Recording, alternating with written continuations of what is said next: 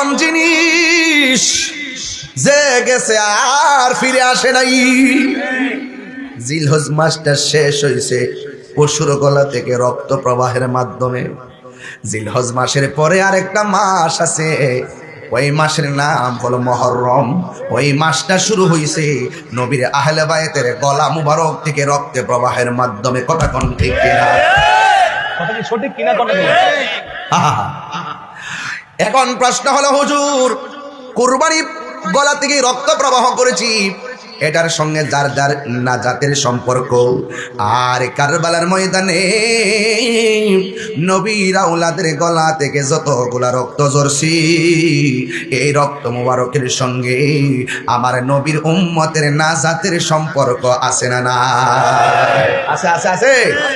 নাজাতের সম্পর্ক আছে। মাসটা মুহররম। আমরা কি হুসাইনি না?